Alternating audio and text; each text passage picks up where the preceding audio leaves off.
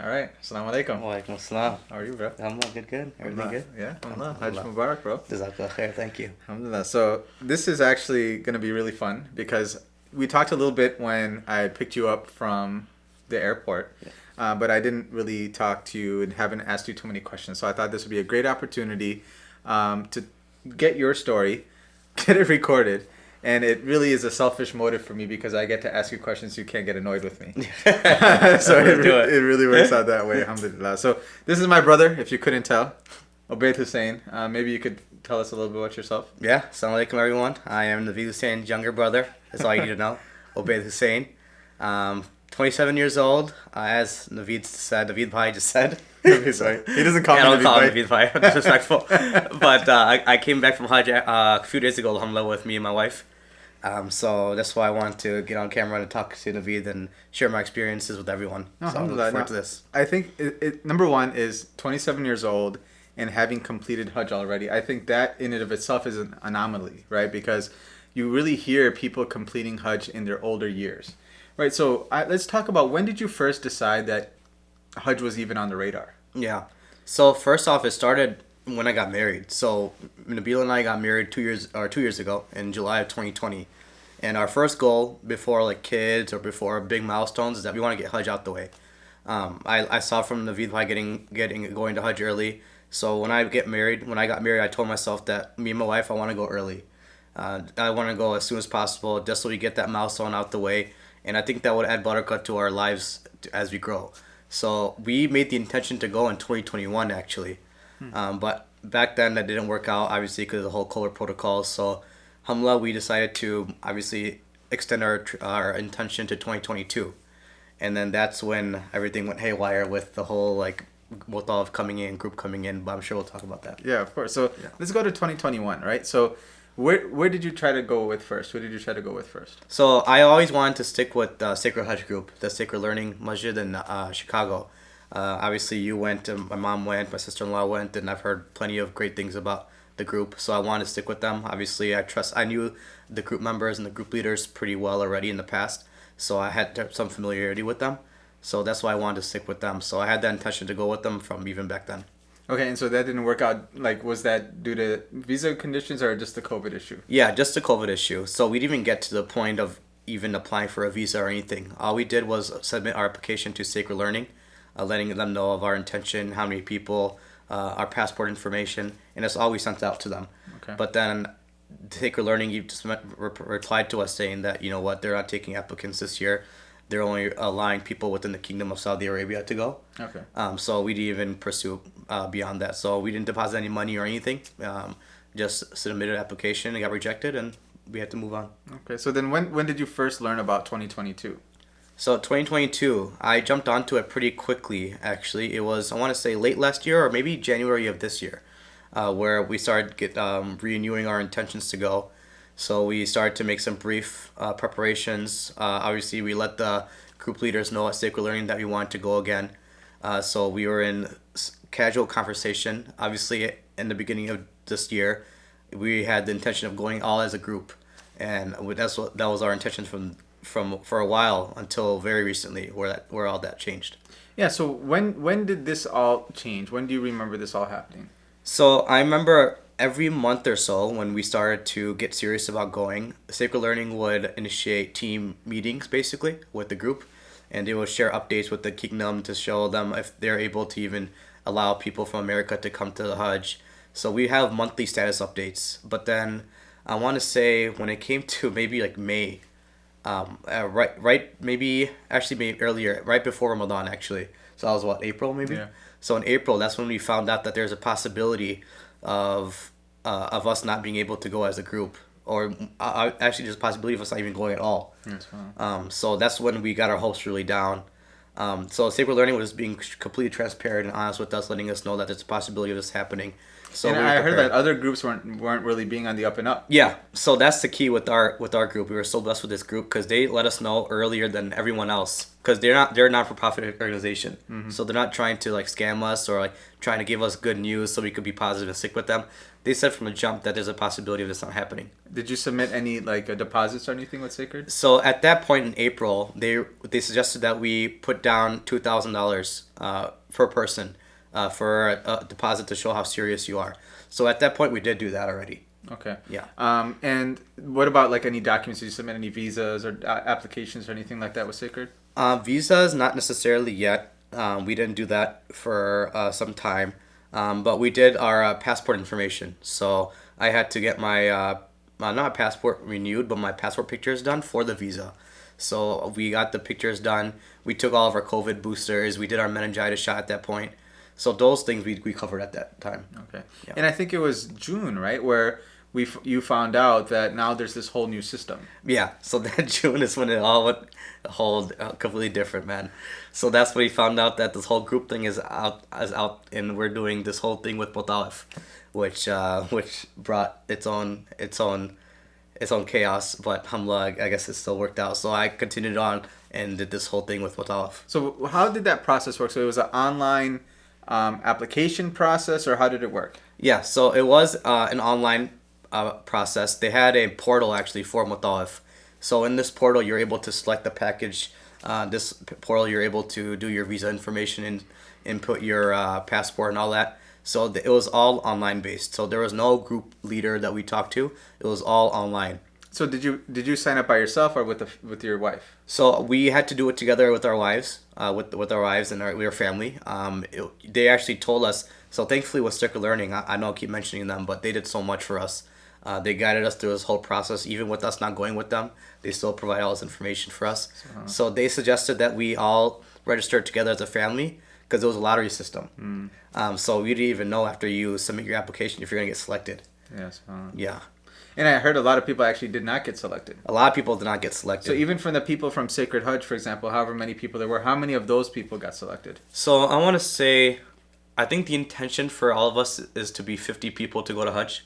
And I want to say maybe 10 didn't get to go. Okay. So majority of us did get to go, alhamdulillah. Okay. But the timings of when we found out all varied. Yeah. So that was pretty crazy. Like, I found out officially from Motawif that I was going to go a week before my flight. SubhanAllah. A week before my departure. So the the package, right? So there was different choices that you had. So there was like platinum, gold, something like that. Yes. So it ranged between silver and platinum plus. So it went from silver, gold, platinum, and platinum plus. So that ranged depending on how close of the tents you wanted in Jamarat, what type of amenities that you want. So it varied how long you wanted to stay in Madina or Makkah. Did you want to go to Makkah first? Did you want to go to Madina first? So there are a lot of variables to play into the type of package you want to select. Okay, so what did you end up selecting? So I did the gold one. So the gold one was right in the middle, obviously, right after silver. So my stay was for 2 weeks, and I really wanted to do Madina and Makkah. Yeah. There's some packages that only offer Makkah. So obviously, if it worked out for you, and that's the only package you got, obviously you had to select that. But alhamdulillah, I was in the process pretty early, so I got to select a little bit more, be a little more picky. Mm-hmm. So I chose the gold because I was able to go to both Madina and Makkah, and it fit the time range that I wanted to go to. So I wanted to stay for 2 weeks. So that package was for 2 weeks. What was the difference between like gold and silver and platinum and all that? So honestly, gold and silver weren't too much of a difference. I think the length of stay was the main difference, honestly. Between gold and platinum is where you saw a difference. So platinum and platinum plus, those are considered like the VIP packages. So they had one funny perk is that each tent that they had in Mina had a massage chair. Oh my god. I think Lily had one massage chair per tent. So okay, I'm cool with that. Yeah. But the big thing was that platinum and platinum plus, those Mina tents were close to Jamarat. Yeah. So it was very little walk. It was maybe a 10-minute walk to Jamarat. While gold and silver, on the other hand, had to walk an hour back and forth. Wow, Yeah. Okay, so there's like the North American tents versus like the VIP Jamarat tents. Yeah, pretty much. Yeah. And so before you went, so when you booked, what did you know? Did you know what hotels you were staying in Makkah and Medina? So the portal did offer that. It did tell you the stay, where you were going to stay. It did tell you what transportation packages there were in place as well. So the portal was actually pretty good, but the only issue was just it was a lot of lagging. like every issue, every part of the process in the portal had some type of issue. Like for example, I've heard stories. Me personally, when you tried to pay, it took us 15 attempts to pay. Wow. So we were scrambling through our credit cards to get the payment process through. And there's other stories I've heard people who have gone with who took like 20, 30 attempts. People had to wait the next day, and by the time they were able to pay, the package that they selected was gone. Wow, that's phenomenal. So that's how like quick packages were going by, and that's how long it took to pay. Yeah. Okay, so you knew those things. What about like occupancy and that type of thing? Occupancy as far as the tents or Like the hotels. the hotels, occupancy. I mean, I didn't really have much of an issue there. We did know the hotel, and like we had to Google on our own how far each of the hotels were from the masjids. But we did know the hotels, alhamdulillah. We did know the flights. So this portal allowed you to book your flights, your hotel, and your transportation all in one. Okay. So there was it was pretty cool, man. I think it's a pretty cool change, but there's a lot of logistical issues that everyone faced. Yeah, everyone. and that's what we want to talk about. So you had booked, so you knew where you're staying in Makkah, you knew where you're staying in Medina. Yep. The transportation, you said occupancy, how many people were going to be in your room, what tents you're going to. So you right. knew pretty much what to expect in terms of lodging. So as far as lodging, now that you reminded me actually, so me and my wife, we thought that we paid for a occupancy for the room for two people, her and I. We thought that we'd be sharing a room. In Mecca and Medina. In Makkah and Madina. But then when the official voucher came out, a couple weeks or maybe a few days after we made the final payment, we found out that we were in a triple sharing basis. So we were a little bit misled there. So we thought on the way there that, hopefully just a typo. When we get to the hotel check-in, we'll just let them know that we actually paid for double. But that wasn't the case. When we checked in, then we realized that not even just us, we had to end up with triple room. People who paid platinum and platinum plus had to do triple. Some of them did. Yeah. Some got lucky and stuck with their spouse or family, but even people in platinum and platinum plus had to share triple with two other people. Wow, subhanAllah. Okay, so let's okay. So when you found out 1 week before leaving for Hajj that you're leaving for Hajj. Yes. Meaning that's when you got the confirmation? Yeah, that's when you got the confirmation that everything went through. Okay. And that's when you got that voucher that I was mentioning. Yeah. That gave you like the final details. So we literally found out a week before that we were selected in the system. And then we had to make preparation within 1 week. Wow, subhanAllah. Yeah. Subhanallah. So, I mean, I think Sacred Hajj by that time had already prepped you guys as to what to expect. You guys had classes. You already knew kind of what to take, right? Yeah. So Sacred Learning, alhamdulillah, I had a different experience than other people because I already had the intention from the past to go with the group. Yeah. So that group still stuck together somewhat. Sacred Hajj still led us. They were leading like Hajj seminars for us, even with us not going to them with them. They gave us a bunch of supplies. Someone actually made fun of me in a tent that, man, you're so prepared, you packed like a girl. And I was like, it wasn't me who packed, man. It wasn't a girl who packed, it was Sacred Learning that packed for me, man. Like they did so much for us, man. I thank them. I'm sure I'm annoying Saeed how many times I've been thanking him lately. Yeah. Alhamdulillah. Yeah. All Yeah. right, now let's get to the day of departure. Okay? So when was that approximately? Yeah, so that was Wednesday, June 29th. Okay. So our package, again, since we were going with Motawif, we had to go with Saudi Airlines. And I didn't know this, but Saudi Airlines is not offered in Chicago. So my wife and I had to go Tuesday to New York first. Okay. We wanted to go a night before to make sure the cancellations happened. We'll be there already. So we went there a night before to JFK, and then we went to Medina. Okay. Yeah. So it's direct flight from New York to Medina. Yes. And so when you get off at Medina, the flight was everything was fine there, I'm guessing. Yeah, alhamdulillah, Saudi Airlines was great. They Yeah. provided like solid food. The ride was smooth, and it was nonstop too, so that was even better. Okay. But then once you land in the airport, and then when you work with Motawif, that's when you really experience Motawif. Okay, so now this is the first in-person interaction now with Motawif in Medina at the airport, right? Yes. So what's that process? Yeah, so obviously you go through the whole thing with the immigration, you get your baggage claim, so that was fine. But then when you leave and you're waiting for the bus for Motawif to take you to the hotel, that took forever. Like how long? Like it took us 2 hours to leave for our hotel. Okay. Just to leave. And Motawif, the reason why was because Motawif was asking for our passports. And we were prepared me, my wife and I, and I'm sure other people in the bus were prepared to give our passports. So we gave our passports, we trusted them. But then there are people in the same bus that did not trust Motawif already, so they were very hesitant to give their passports up.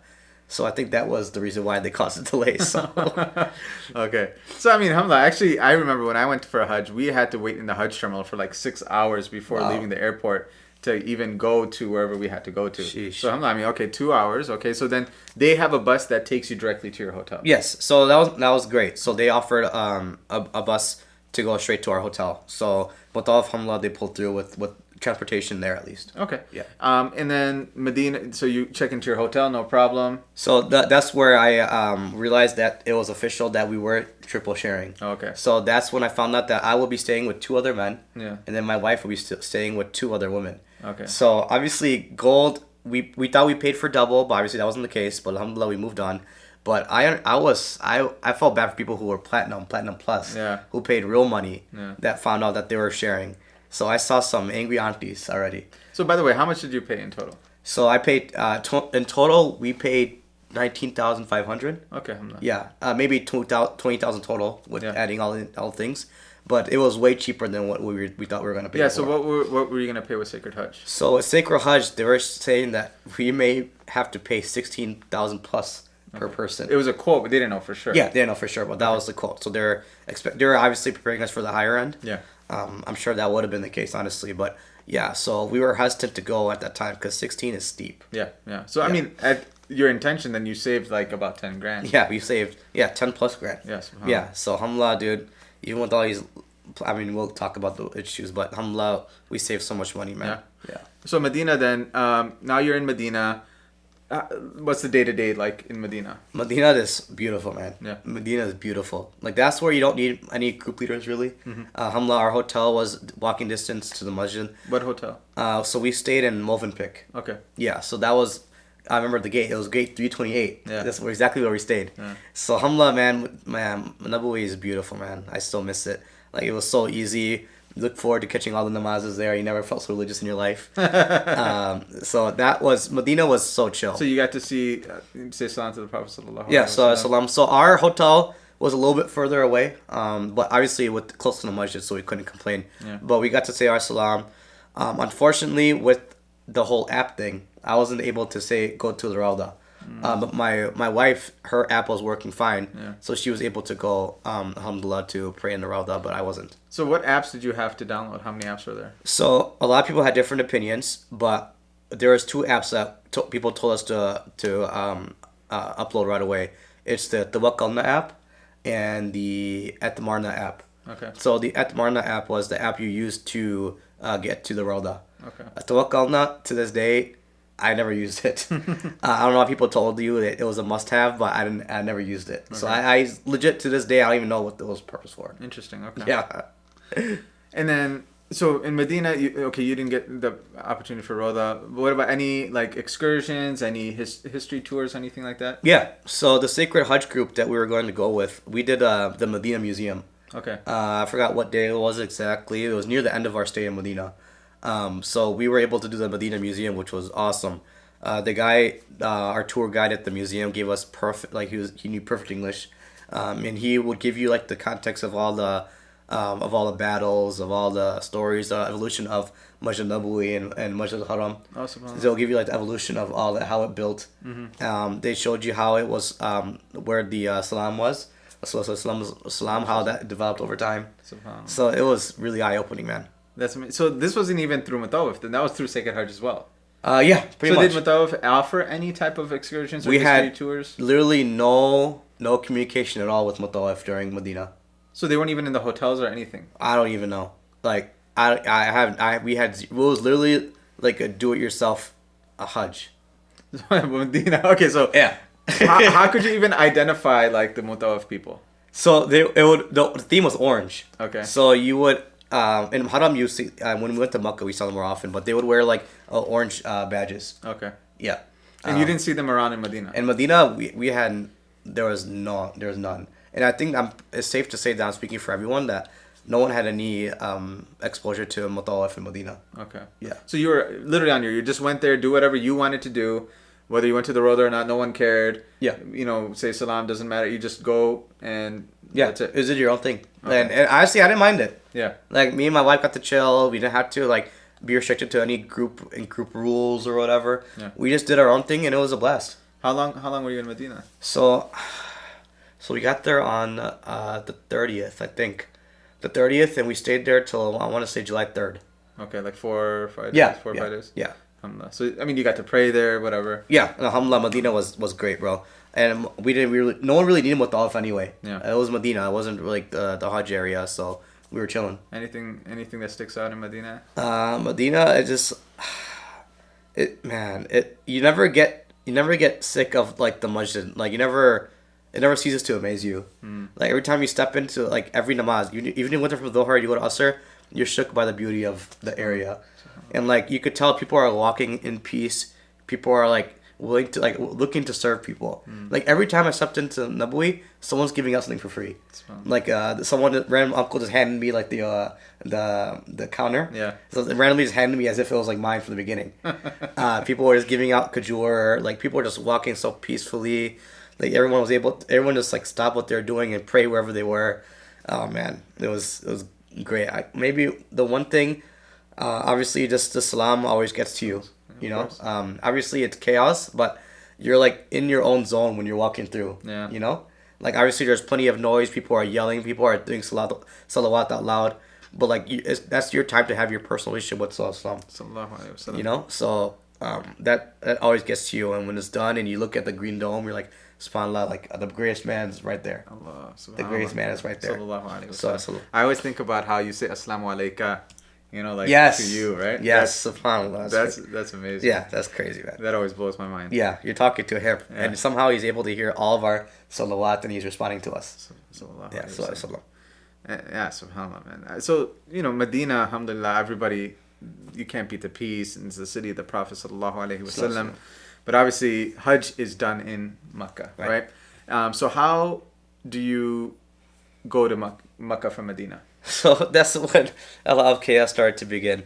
So obviously now people know that there's a train system, right? So a lot of people in the Sacred Hajj group that I would keep in contact with, a lot of them took the train. And I was intending to take the train because it's only a 2-hour trip from Madina to Makkah. So I was like, man, a train sounds so easy. We could just be there 2 hours and we're in Makkah right away. So when I was talking to people to ask them, like, what do you need to get on the train? People were saying the most like randomest sources. People you need a Hajj ID, you need the real passport, you need the visa, you need the COVID. Like they're saying that you need all these sources. Yeah.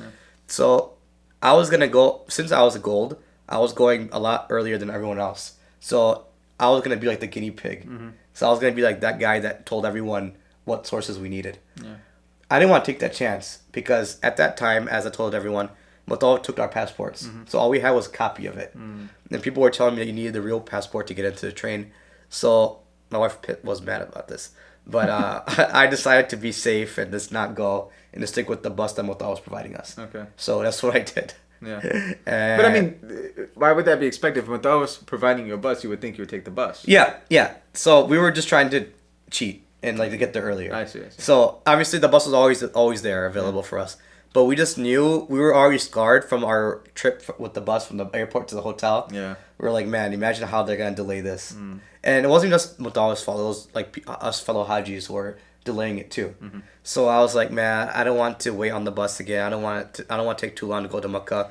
The train looked so chill, man. I saw the seats. They're like reclined. There's like free juice in there. Yeah. We wanted to do that so badly, but we ended up just taking the bus, and it took quite some time to get to Makkah. Subhanallah. Yeah. Okay, so take the bus, how long does it take you to get to Makkah from Medina? So I was told that usually it takes 4 hours, but somehow we made it to like 10 hours. Whew. It took us, I want to say 10 hours to get to Makkah. So they picked you up at your hotel in Medina. Yes. To your hotel in Makkah. Yes. 12 hours. It took them literally 12 hours. Subhanallah. So we left. We were told that we were going to go around Dhuhr time. Again, it took a while to like calculate the people on the bus, and then we made multiple stops. And we got there so late, we were scared of us missing Isha. Yeah. That's how late we came at that time. We literally had to all pray in the lobby. So you guys were near Ihram. Yeah, we were in Ihram by then. Yeah, so what, you made Ihram in Makkah in your hotel before leaving. You mean Medina before leaving? Yeah. Okay, so this 10-hour ride, you're in Ihram. We were in Ihram the whole time. Wow. Yeah, obviously you can't get mad. Yeah. You can't scratch your beard and have your hair fall off. Yeah. You know, so, no, alhamdulillah. I mean, we got there. Motawif still provide transportation, so alhamdulillah. So, I mean, throughout this time, is there no one from Motawif, no one's like giving any spiritual reminders, no one's like telling you what you're about to expect, nothing like that? No, man, no. You know what I was doing? Before any activity, I would go back to the Sacred Learning Hajj book, and me and my wife would actually read together, okay, this is what we should be doing today. So we had no like religious scholar around to educate us, letting us know what to make. So it was very scary because what if we like, I don't have very limited knowledge, you know, like me relying on a book and in my memory, it's very dangerous. Yeah. I could be missing like a wajib or a fard. Of course. You know, obviously a sunnah is very possible too. So I literally had to read the book before I did any activity. Yeah. But so like I heard people were making like WhatsApp groups to try to help people out. Yeah, bro, WhatsApp saved our lives, man. Unfortunately, people are telling us not to be on our phones. Yeah. But that's literally impossible this year. Because that's like logistics were planned there. This is when we know when transportation's coming. Yeah. This is when people remind us of like spiritual reminders and like when buses are coming. So we're on WhatsApp like honestly too much. And that's what hurt us this year, man. We were on WhatsApp constantly. People because you had to like if no one's taking care of the logistics, that's all you're doing really. Yeah, that's all. Like Hajj is based a lot of it is logistics, right? Yeah. A lot of it's waiting, a lot of it's walking, a lot of it's like finding the bus, you know. So we were on WhatsApp constantly. That's what's beautiful about this year, though. Like the whole every Haji was together. Like we were like united to make sure that everyone fulfilled their Hajj. So like I met people from all around the world. People are helping me. People who speak French are trying to like tell me like trying to speak English, like help me out, direct me. Yeah, so that was beautiful about this year, man. Like I saw true like Muslim unity this year. Yeah. So when you get to Makkah, then when do you you had to make Umrah? Yeah. So we decided to sleep a little bit because we got there at like 3 a.m. Yeah. So we had to like literally rush to pray Isha. Obviously, we prayed Fajr, and we waited a couple hours to go. That's a good idea. We want to take like a little nap because I want to be completely energized before. So we took a nap and then we went around maybe like 9 a.m. Okay. Yeah. So another thing I should tell everyone too was our hotel is 15-minute drive from the Haram. Oh yeah. So that was tough to deal with, man. So you had to did they have Motawif was gonna transport you back and forth from the hotel to Haram? Yes. So actually, in the first couple of days of Makkah, they weren't doing that. The hotel didn't offer that service, so we were taking taxis constantly. Oh my god! But then a day later or two, they implemented like a bus system. So it'd be 2 hours before every namaz, they would have a bus at the front. Okay. And you were able to take it and obviously get picked up. Yeah. But the bus was like too sporadic with the timing and like and getting a ride from the bus from the Haram to the hotel was so hard to do. So you had to take a taxi to do your Umrah then? Yeah, I literally took a taxi to go to the Haram. And obviously they knew we were Americans, so drivers were running it up. Yeah. The prices, so it got pretty steep. So that was, and again, we were gold. People who are platinum and platinum plus were in that hotel too. Really? Yes. So really, the platinum plus only helped you in the 5 days of Hajj. Exactly. It's not helping you in outside of Hajj. Exactly. Okay. Some people in platinum obviously got hooked up and got close to the Haram. Yeah. But there are people in platinum in my hotel, who paid extra, who paid a lot, who ended up staying with us in the hotel. But again, that's the package they selected. I'm sure that was what popped up in the portal. Yeah. But the fact that they even offered that in platinum that sounds pretty rough. Alhamdulillah. Okay, so then, you get to do your Umrah. You do your, Tawaf, you do your Sa'i, all the Arkan. Anything stick out in that first Umrah? So the first Umrah, so that was the Tawaf and Sa'i. So that was actually really nice because me and my wife were doing it together, So it was almost like a bonding experiment, because we were in it together. We were learning about the deen, learning about Hajj, like one-on-one. Yeah. We would like remind each other like, oh, do the dua now. Like, oh, like make this dua, make this intention. So we were like reminding each other. So like we were forced to learn the deen together, because it was legit a team effort. It was like us against like us trying to fulfill the whole pillar together. Yeah. So that builds its own bond. Obviously, there are times where both of us got frustrated with one another, what situation. But at the end of the day, like I think it was a beautiful thing. Like a couple working hard to fulfill their Hajj together. That's so. Yeah. Again, in your Umrah, no direction. When to cut your hair, when to do whatever, where to even cut your. You just found somebody and so got it done. I found out in my hotel had a barber. Okay. So I literally had to go down and like I know what was really depressing, honestly, was I went to Umrah in 2019 as a group. So that's when I had the whole group camaraderie feel. Yeah. And we all got so excited when someone with long hair would shave their head, like, oh, look at that guy shaved his head, his hair is so long. I was literally the only one in the barbershop, like alone getting my hair cut. And like there's like that's when I really set in. Yeah. Cause like in Tawaf and Slate, you're filled with a bunch of people. Yeah. But when you're getting your hair cut and is gone, and you look back, looking around, like there's no group. Yeah. Like it's like really like I felt like so lonely. Obviously my wife wasn't there, not getting her hair cut, so I was the only one in the barbershop. And I was like, man, like I would love to have like you or like my other Hajis like with me that I know from Chicago. Like just bashing each other, like, oh, you look like an idiot. You're like, you're like Except I'm bald all the time. Yeah. It's like, oh, look like Naveed now. You look like Anda. And like no one was trolling me. So all I did was pay and then went back to my hotel. Yeah. So alhamdulillah, again, it's its own benefits as well. But like seeing the Kaaba, right? So seeing the Kaaba Yes. after a while, right? 2-3 years Yeah. now. How was it? Your wife? How long was it for your wife? Since Yeah, so she saw the went Kaaba? to Umrah in 2018, and Oh, I went okay. 2019. Okay, So pretty close. Alhamdulillah. Yeah. Alhamdulillah. Yeah, man, the first sight of the Kaaba, So like the first year when I went in 2019, I didn't appreciate it too much. Like, like I was like 20, 21, something like that. I was young. And I was like, like obviously it was so cool to see. But then when you go the next time, you appreciate those 3 years that you haven't gone. You decide you really like missed it. You really appreciate what you did. Like not many people got to go. And this year especially, like Allah chose us. Yeah. Like this Motawif process, like was truly a symbol to show you that you were selected. Yeah. Because it's literally a lottery system. Like there are people that we know that didn't get to go because they weren't selected, either because of their age or COVID, whatever it may be. Well, alhamdulillah, like Allah literally chose you to attend, like fulfill your prayer this year. So when we saw the Kaaba, like me and my wife were side by side in a day, and we were like amazed. We finally saw it in a way we were appreciative of the deen. Because we were selected this time. Yeah, subhanAllah. Yeah. Truly selected.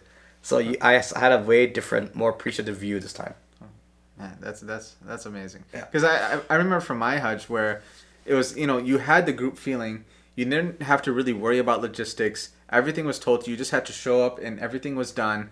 And our struggle was very different, right? It wasn't figuring out where to go. And I can see how you and your wife kind of, figuring this out, being together against the world is like, could be very, good for the two of you. Yeah. And for your, Islam as well. Yeah. No, at the same time, like, what kills me is, obviously one was like logistics, like dealing with that, and a hotel being far. I still feel, I'm sure every Haji feels this way, that they feel like they could have done more. I definitely feel that. Obviously, I'm so grateful, alhamdulillah, I was able to fulfill my pillar. But like, this makes me want to compete with myself and go again. Yeah. Just so I could like top it. Yeah. And a way to obviously want to see the Kaaba and Nabawi, but I want to just keep improving. Yeah. Like that's what I view Hajj as now, and Umrah is like a mouse, like a checkpoint to see where you are in Deen. That's very so interesting. every time I go, I want to see like if I'm better than the last time I went. SubhanAllah. It's like a competitive vibe for me. Yeah. Yeah. No, that's a very interesting view. Yeah. So after Umrah, how many days between that and Hajj? So we did it pretty quickly. Umrah, we did the first day we got there, so I want to say July 4th, right? July 4th is when we got there, and then we started doing the whole 5-day Hajj. I want to say, was it the 8th? Yeah, I want to say it's the 8th, maybe a little earlier. Yeah, I mean, it's the 8th of Dhul Hijjah for sure, right? Yeah. So that's like July 7th, I think. Okay. Yeah, I think. Yeah. So a few days later after Umrah. Later. Anything happen in Makkah in between then? Between Umrah and your Hajj? No, the whole story was just trying to get the namazes in, at the Haram. So we were trying to like find taxis, find Ubers. There's a new app there called Kareem, which is like an Uber there, I guess. Okay. So we use that often. So, and obviously we try to get the bus as much as possible, but if that didn't work, we would try to get Uber. We would carpool with other Hajis. to go. We were like text each other in a WhatsApp group like, "Oh, bus is coming." Yeah. People like rush down. So yeah, that was the story until Hajj. Okay, and then now Hajj is about to start. And again, Mutawif probably wasn't even involved in this entire time, right? Except for maybe taking you to the Haram. So we finally saw a Motawif sighting days before we going to like Mina and the 5 daily Hajj. Yeah. So that's when we actually saw a Motawif like counter in the lobby. Okay. So there was someone there like answering questions, but it was tough to ask them questions because there was a big language barrier. They all speak Arabic. They all speak Arabic, and they're all like young kids. Oh my god. So like people were like, getting like so frustrated with them, like simple questions we're trying to figure out when we're going to like Mina. Yeah. And like it would take like hours to get an answer. Either like, oh, like they'll do this. I see this so many times. Yeah. This thing is sure, yalla Haji. I saw this. 1 minute. 1 minute. 1 minute. Yeah. Please. Yeah, I saw that so many times. I got this down. I'm like almost like Arab now, bro. So I saw it so many times. So like again, WhatsApp would pull through. People would tell us like, oh, I heard this from Mutawif, and we would go by that. Yeah. So that was the story. But yeah, we did see Mutawif was there to help days before we went to Mina. Okay. Yeah. Now the day of Hajj now comes where you have to put on your ihram, get ready to go to Mina. So again, you and your wife put on ihram by yourself, no direction. So by yourself. Yeah. So first off, obviously Madina had to share right with another brother. Yeah. But in Makkah, it's kind of I probably shouldn't admit this. We were supposed to share with 2 other people. Yeah. But then we coordinated with another couple so we could stay together. Nice. So alhamdulillah, we still took the chance because a third person still could have came to our room. Yeah. But alhamdulillah, no one came to either of my room or the other couple's room. Nice. So alhamdulillah, we stayed with husband and wife stayed together. Okay. Some couples had this story in Makkah, so I was able to do my ihram there. I was able to make the intention in the hotel room. Nice. And then we went to the lobby, and then that's when we all got started. So then the bus went on a bus. Yeah. So same thing, a bus. After we finally realized when the Mutawaf was taking us, we went to Mutawaf. Went to Mina on the bus. Okay. How long was that? So alhamdulillah, you know what? Just give some credit now. The buses within the Dhul Hijjah days were actually pretty easy. Okay. Like they did a good job of getting us on the bus. Yeah. They told us what time they're coming in. They actually came at the time. It didn't take that long to actually leave to Mina and all those sites. So alhamdulillah, Mutawaf really did a good job with transportation during those days. Okay. Yeah. And so when you go from Makkah to Mina, you still had your hotel room, right? Yes. And so most of your stuff is still there? Yes. So you only take... So I left like my carry-on and like my big bags in the hotel, but I literally just carried your backpack you actually hooked me up with. Okay. I just took that backpack to the tent, and that's all I needed. Alhamdulillah. So then you show up to what time approximately did you guys show up to? Is it early in the morning, right? Supposed to be before Fajr? So it was supposed to be early morning, but we actually went to Mina hours before Fajr.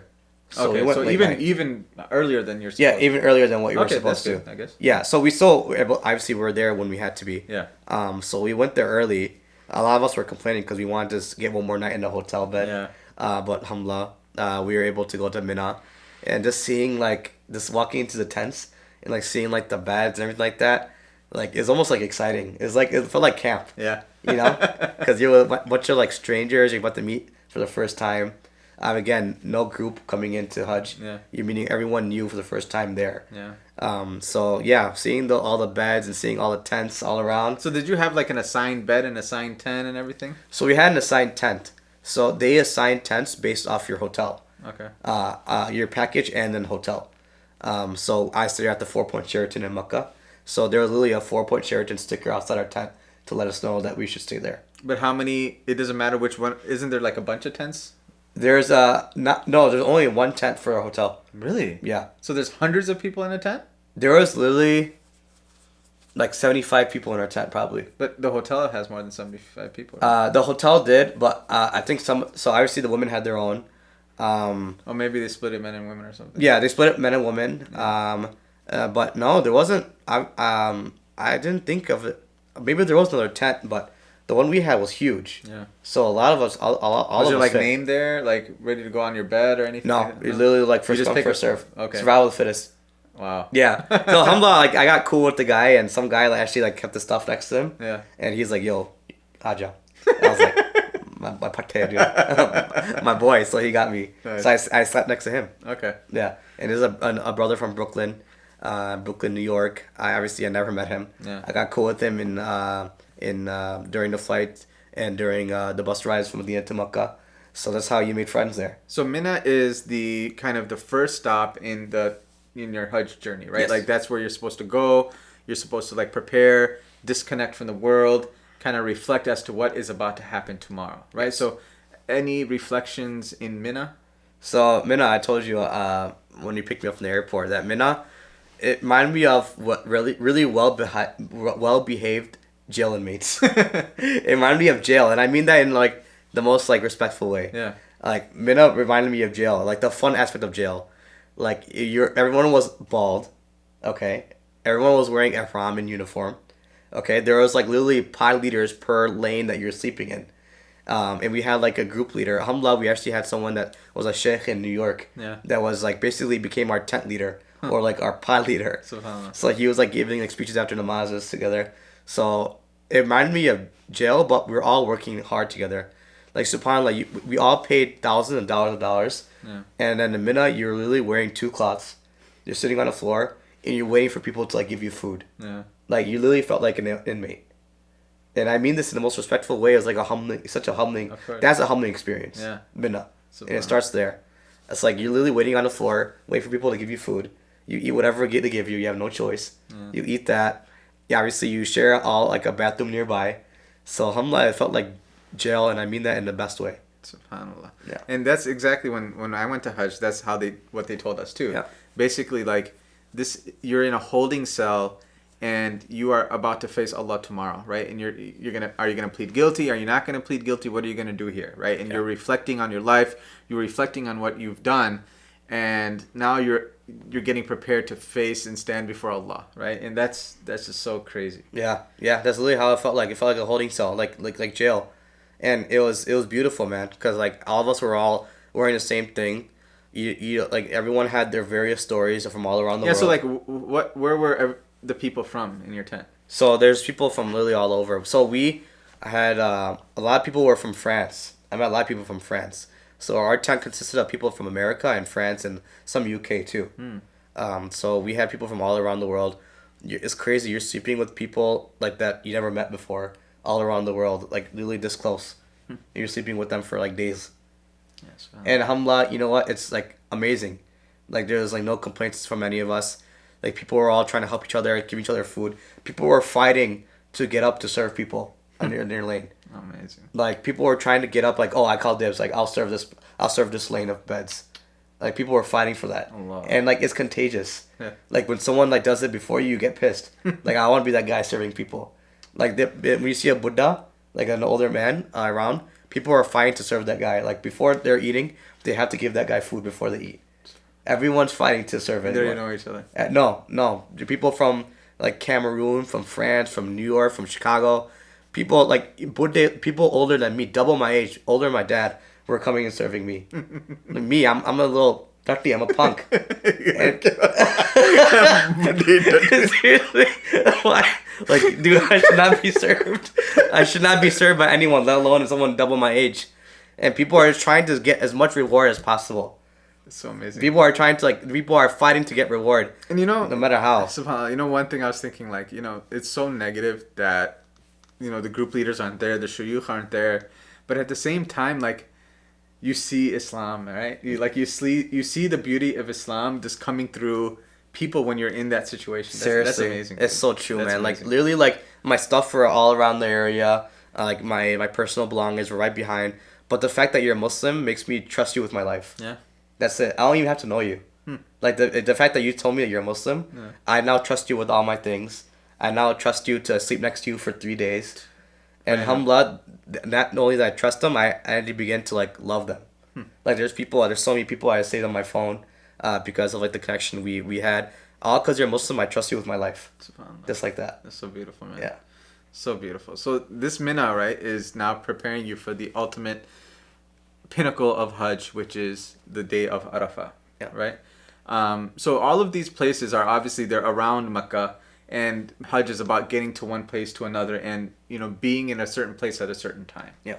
You know, I'm sure our listeners can learn about Hajj and like what it's based off of the story of Ibrahim alayhi salam, and maybe we can talk about that at the end. But from Mina now to Arafah. Right. Yes. So Mina and Arafah. Obviously, we know that Arafah is Hajj, right? That's like according to the hadith that Hajj is Arafah. You know. So what the rule is? Obviously, you go to Arafah pretty early, right? So you go to Arafah. Alhamdulillah, the buses were great. We got to Arafah right on time. And that's when like when in Mina that Arafah is like it's Super Bowl. It's Super Bowl Hajj. That's what you're gearing up for. Then Mina you're spending time getting your du'as right so you don't forget anything. That's when you're stealing all the ideas from other people. That's when you're getting your books together, your du'a books, your salawat books, everything together, making sure that you're prepared for salawat for Arafah. So obviously again it was divided by your hotel and it was so hot. That's one thing I remember about Hajj is it's so hot. So Like Mina too, or mostly Arafah? Arafat, for some reason specifically in Arafat, it felt so hot. Like, so we got there again pretty early, and the group leaders and like my wife and I decided that let's just stay in the tents until Asr time. So what do you mean by group leaders? So sorry, it's the Sacred Hajj group leaders.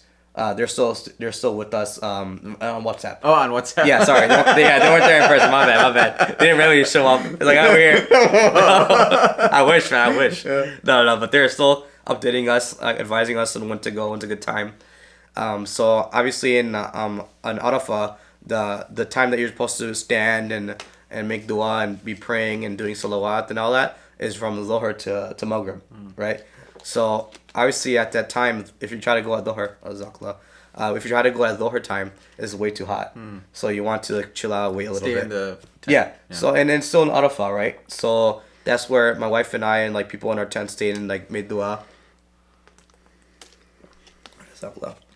So that's where we made dua. We did our Dhuhr and Asr combined.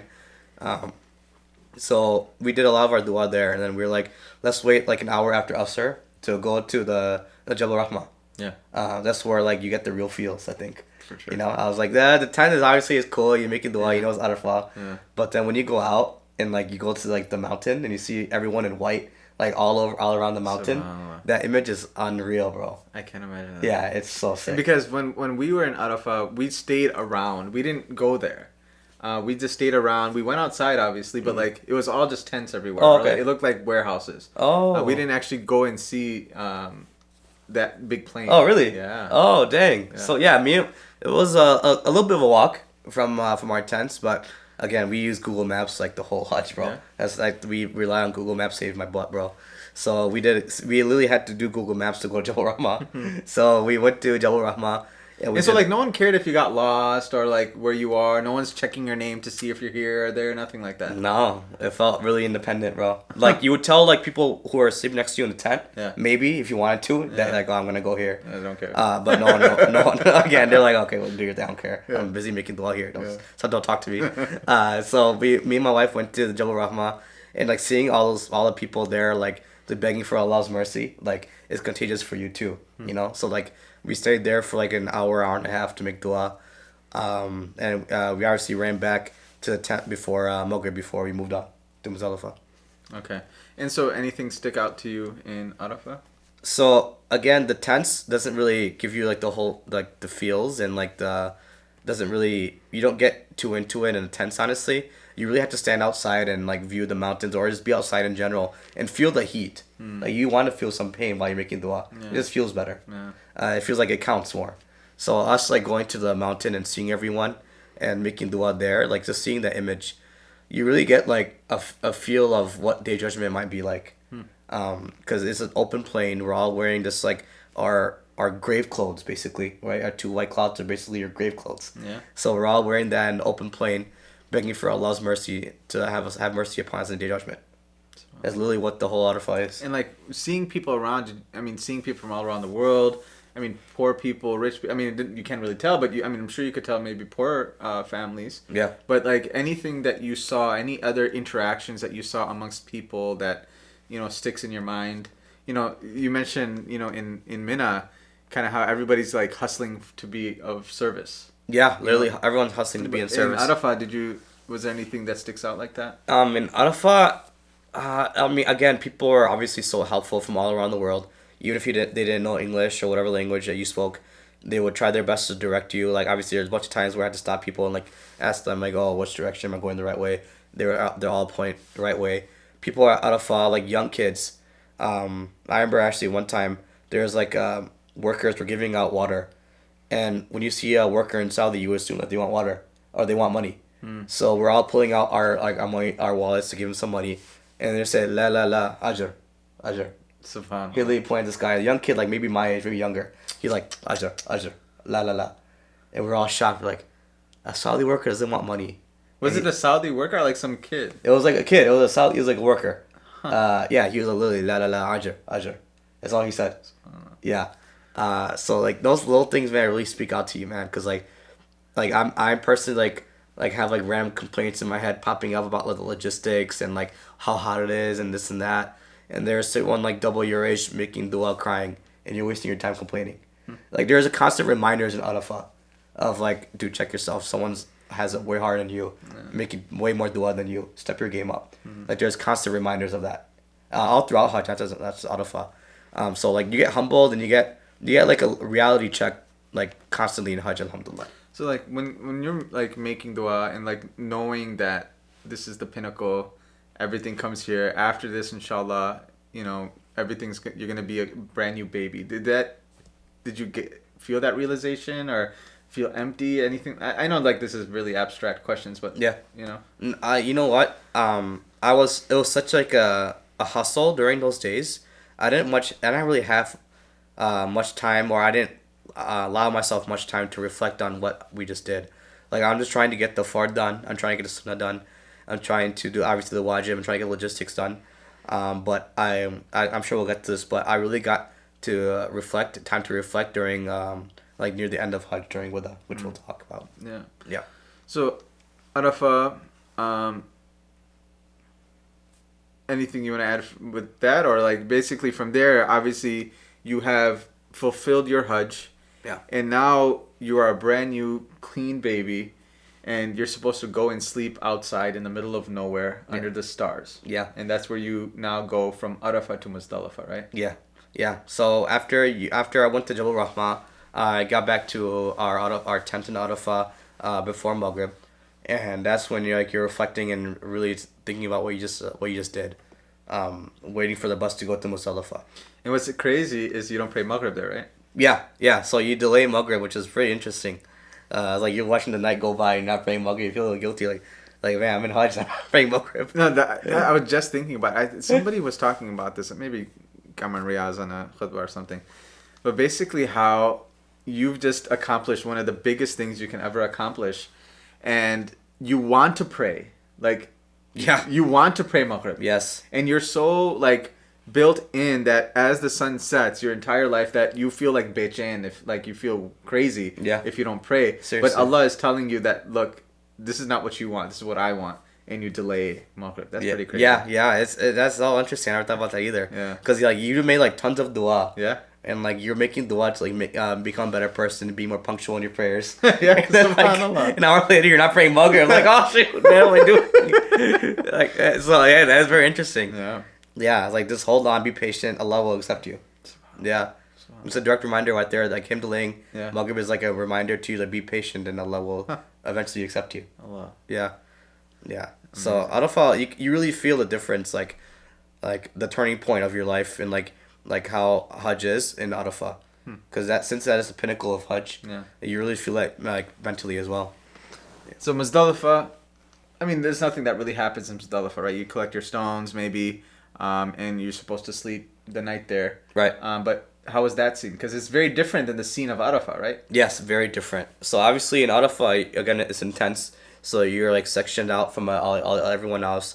People you saw in Mina, you're staying with in Arafah. So no difference. But then when you get to Muzdalifa at night, when you get off the bus, then you see like tons of Muslims in Ihram all around the plain, sleeping on the floor, like doing their own thing. Like you're like, wow, all these people are here to like just to get pleasure from Allah. And like obviously all of us paid again thousands of dollars.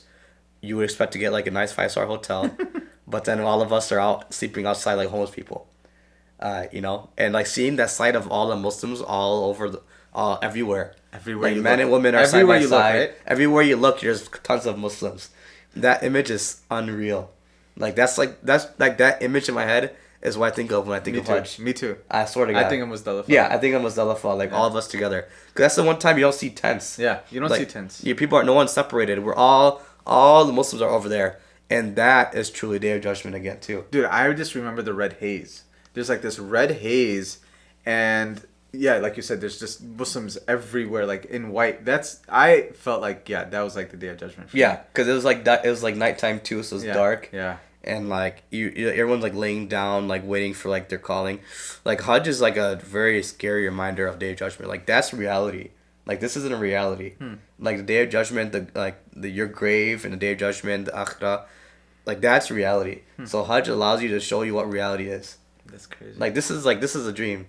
The Hajj is showing you gives like a sneak peek, a preview of what reality is and what you're gonna be entering soon. It's like a sneak peek. Yeah, it's like a trailer. That's crazy. Yeah. That's crazy. And obviously, you're still in Ihram, Mina, Muzdalifa. Anything stick out in Muzdalifa? Again, like that view when you walk in and see everyone, but then like trying to sleep is tough, bro. Yeah. Like my wife somehow she like knocked out. Even yeah. And I was like looking at her, I was like, how? Like I was like I want to like wake her up because I was so jealous. Like just wake up and be annoyed with me, like stay up with me. But I was like, I'll let her sleep, Bichadi. Yeah, dude. So I let her sleep, and like when you toss and turn in bed at home, you look around and it's dark and no one's there. When you toss and turn in Muzdalifa, you look up, like a bunch of Muslims, everyone from all around the world is around there, like struggling with you. Yeah. Yeah, it's pretty funny. We sat, like it's so weird to say this. Me and my wife sat next to this guy, and he was like, you know how everyone like before they sleep, like they're on their phone like playing games. Yeah. Like he literally treating as if he was like back home, like in his bedroom, like playing like Tetris or something. Like seeing people's habits when they try to go to sleep is so funny. You had your pillow, sleeping bag, all that stuff. So Mutawif provided with the sleeping bag actually. Okay. So alhamdulillah. And they you slept in the with dirt, that. or you had rugs and stuff? We had rugs. Okay. Yeah. We didn't have rugs. No way. Yeah, we had. We slept. Our sleeping bags were on the dirt. No way. Yeah. Oh snap! That's intense. Yeah. SubhanAllah. Dang. No. We had rugs and we had a sleeping bag. Nice. But again, like just seeing that view of all the Muslims like sleeping on the floor, like obviously it's scary because it's a reminder of the judgment, but also like beautiful seeing like what we're trying to do to accomplish it. Yeah. And like we're all people are like carrying rugs for like the next group of people to sleep on. People are passing out waters to everyone, like all around the world basically. People are passing out food boxes to people, and like again, and all of us are collecting stones together too. Like we're all like trying to keep that one's too small, bro. That one's too big. Don't do it. Yeah. So like we're all again working together, man. That's a great view. So now the next day is actually when you wake up. That's the day of Eid back home. And so what did you guys have to accomplish after getting up from Muzdalifa? So no one told me about this, and you should have told me, punk. That's like the hardest day of Hajj. I mean, I thought Sacred Hajj tells you like you gotta walk all the time. No, bro, dude, that day especially, I was like, oh, Eid, man, I'm chilling probably, dude. We're gonna eat some good food. Everyone back home is like eating good food, so I probably am too. That's the hardest day, man. It is the hardest day. Bro, so like, okay, first of all, you're trying to sleep in Muzdalifa, okay? Yeah. And that was hard, but alhamdulillah, you get through it. Like the thing is, like when I'm complaining, like it's all funny. It's like I'm not seriously complaining. Yeah. Like these are all like hilarious stories to me, and like out of gratitude, like I love that was hard. I love it. Yes. Like I want to smoke. I love how hard it was. For sure. Like it feels better. Like and like seeing the camaraderie and like yeah, it's more. So like when I'm complaining, well, I'm not ungrateful, man. Like I love the experiences I had. Okay. So obviously when you wake up after trying to go sleep in Muzdalifa, okay, you have to go to the Pelting. Yeah. Right? So again, you go to your Mina tents. You almost like, when you go back to your Mina tents, that moment does feel like Eid. Because you're seeing like all the people you stayed with in Mina those 3 days before. Yeah. And like people you stayed with in the hotel. So like you're like reuniting, like comparing like experiences in Muzdalifa and all that. And then you're all walking together to the Jamarat. So for us, it was a long walk. It was 45 minutes. Wow. So we did our pelting of the third wall. You said North American tents, right? Yeah. So that was the pelting of the third wall, right? So you do that in the morning. So after you get back from pelting, you could either go back to Mina. What we did actually was it was somewhat close to like a taxi area. Yeah. So after pelting, you had your stuff with you? I had my stuff with me purposely for this reason. Yeah. So I took my stuff with me so I could go back to the hotel. Yeah. So that shower, bro, as you were mentioning. Yeah. Bro, The Hajj shower, bro. That Hajj shower, man. But you had to do some things before you took that shower, right? You had to shave your head. You had to do some. Oh, right. So sorry. So after pelting, yeah. You then you had to sacrifice, right? Yeah. So obviously we can't sacrifice ourselves. So alhamdulillah, Sacred Hajj again. Sacred Hajj leaders organized. So what would you have done if there was no Sacred Hajj? So it was included in our payment with the Motawif. Yeah. But we were suggested just do this just in case as a backup. Yeah. And if the Qurbani was on time, we would Motawif use it as a sadaqah. Basically. Yeah. So because there was no way to guarantee that the sacrifice was done before you shaved your head. Exactly. Right? Yeah. Exactly. Okay. So the timing was what the issue was. Yeah. Not Motawif was going to pull through with the Qurbani. Okay. We just didn't know how the community was going to come to us. Yeah, makes sense. So we stuck with Maulana Ilyas. Yeah. He literally let us know when everything was done, and then we went to our hotel. We shaved our heads. Obviously, it's weird. I tried to trim my wife's hair, which is harder than I thought it would be. And then we took that shower in the hotel. That's awesome. Bro, that shower when your bald tool hits your scalp, dude. Yes, sir. Oh my God, alhamdulillah. Because that's basically 36 hours or maybe 48 hours where you're in ihram, nothing fragrant, no hair dropping, dirty. You're supposed to get dirty. Yeah. Like that's part of it. Yeah. Right? And that shower is the that shower hits different, bro. So even though that was the hardest day as far as walking goes, that shower made it all worth it. And, that legit refreshed me. Yeah. So after you do your shower, you want to obviously that's when you can wear regular clothes. Yeah. And that's when you had to do your Tawaf Ziyarah. Yep. Right. So and Tawaf Sa'i. So we did that pretty quickly after. And then you have to go back to your Mina tents. Yeah. Yeah. So the Tawaf and Sa'i again. We had to taxi. Me and wife had to taxi over to Haram to do our Tawaf and Sa'i. And then we had to again taxi back to. So that was crazy. So after Tawaf and Sa'i, we didn't know how we were gonna get back to Mina. And we heard. So was that not part of the program? So, no, they provide transportation if you wanted to the hotel. If you went back to the tents after Jamarat. Yeah. But we didn't do that. We did the taxi and we wanted to go to the hotel as soon as possible. But no, there was no. People were saying that they took the bus. I didn't see a bus going to Mina. So what we did, me and my wife and a few of our friends, we jumped literally after the Haram. We jumped on a random bus, in hopes that it was going to Mina. So literally, we jumped on a random bus, and then we were asking people, the passengers, "Yo, where's this going?"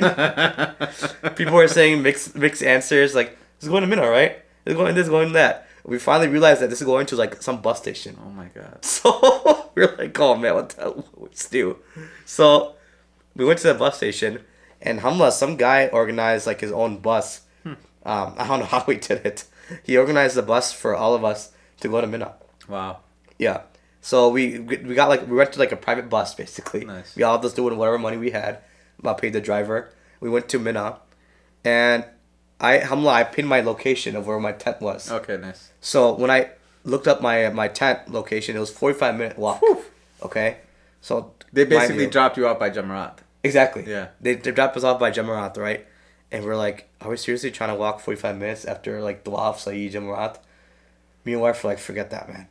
So what my friends decided, they were in Platinum. Yeah. So just join us in Platinum and walk in. Oh my God, dude. So, and we had gold wristbands too, right? So we're like, oh, we'll have to stop us, dude. We're gonna have to walk back. They're like, it should be fine. Just come. So we literally walked in. And I thought they were ready for stopping us, so they stopped us oh, what package? And obviously the friend I had was Platinum, and he was like, oh, he's with me. So before I even had to show them my wristband, they're like, okay, he's with you, go ahead.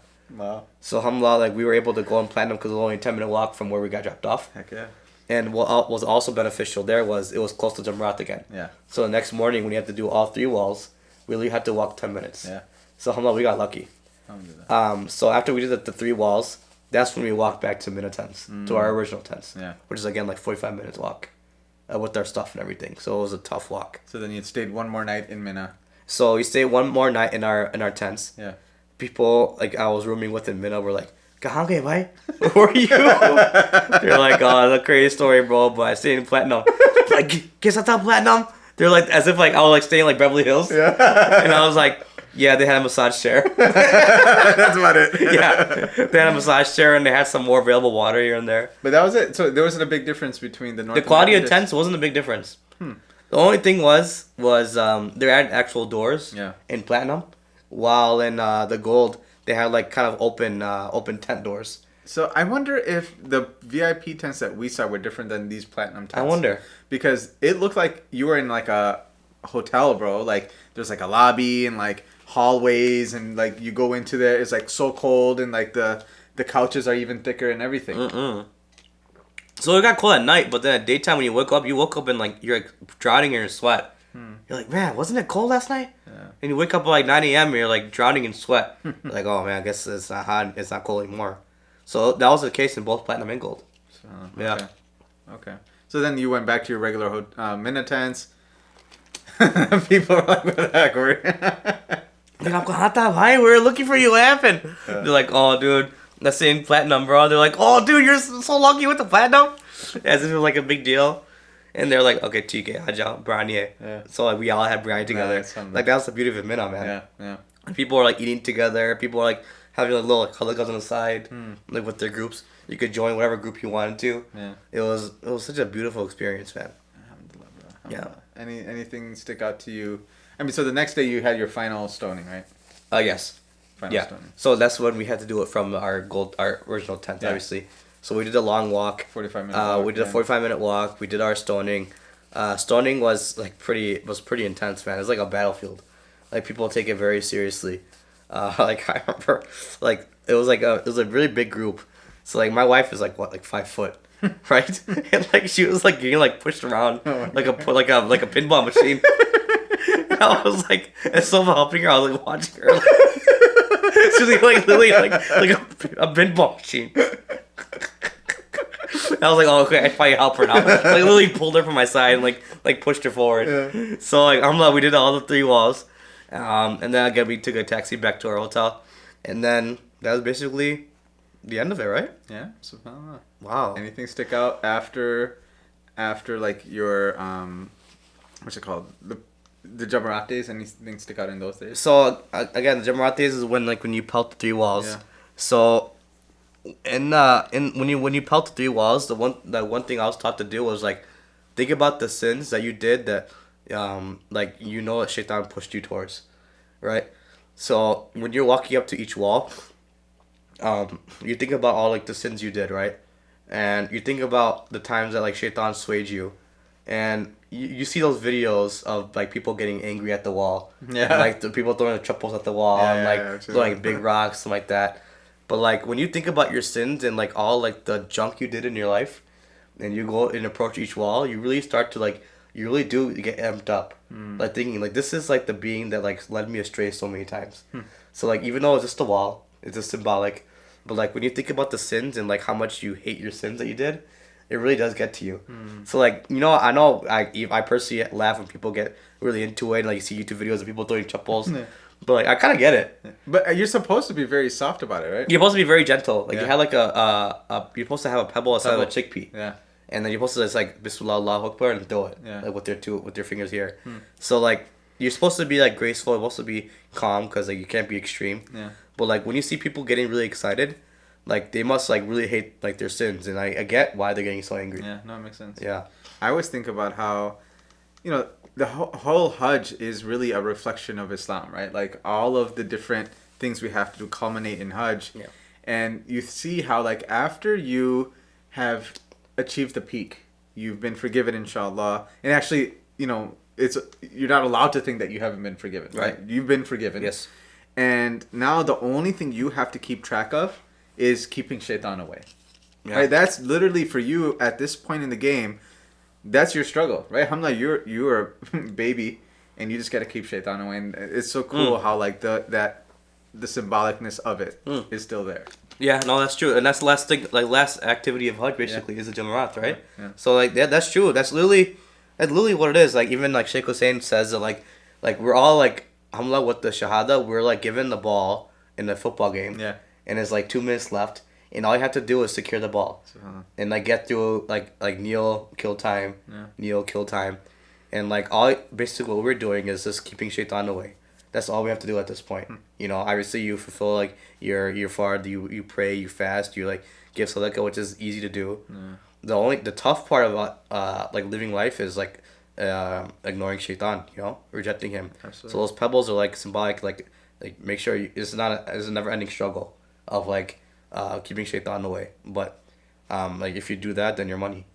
Alhamdulillah. And the last thing is obviously the farewell tawaf. Yes. Yeah. So this one again, the tawaf wada happens like ideally it should be like the last thing you should do in Makkah right before you depart. So we actually did wait. So after we did the Jamarat and the Hajj was over, we shaved our heads again. We had time to be in Makkah and like live like Makkah life, like go to the Haram, get your prayers in, do your prayer, your dhikr and your Quran, and then the last we did. So our flight was 6 a.m. 6 a.m. on the 14th. Okay, so we did our tawaf with at a couple hours after Isha the day before. So we did it pretty close to when we were departing actually. So we did it like a couple hours after, so we were able to do it in the Motawif, like the first floor. And like that's when you could finally reflect on like the journey that you just experienced. Cause those 5 days in Hajj, it's like you're moving on to the next move. You're trying to like accomplish all these things, but then the Tawaf Wada and those 7 rounds, that's when you can really reflect on what you just did, and like the accomplishment you did, like how, alhamdulillah, how hard it was, all like the pain and whatever else, hard your feet hurt after, like that's when you can reflect on the journey, and like that's when you really get emotional. You're like, man, like I don't know if I'm gonna come here again. Like, you know, like I had to wait 3 years to come to the house again. Now, like that I did the Hajj now, who knows when I'll come back again. And like you realize like all like the journey like you went through, you realize that how you were selected in the lottery, like everything comes back, and like you think about the story of how you got to the Tawaf Wada. Allah. You know? Allah. Like literally the fact that it goes in circles, you like time runs in a circle for me in your head too. So like again, Sheikh was saying in the book says like when you're going around in circles, you're like washing yourself like a laundry, you know, because you know how laundry you go in circles. So. You circumambulating the Kaaba is like the same thing. Allah, that's so amazing, dude. Yeah, so like that's literally that little book of his is just. Yeah, bro, I highly recommend. Even if you're not going with him or that masjid, like I recommend you getting the book somehow, man. But yeah, that Tawaf Wada was like the highlight of my Hajj, because that gave me a chance to really reflect. Because like obviously my wife was there, but obviously we're in our own world while we're doing tawaf, and like you're reflecting, you're like so appreciative for what you went through, man.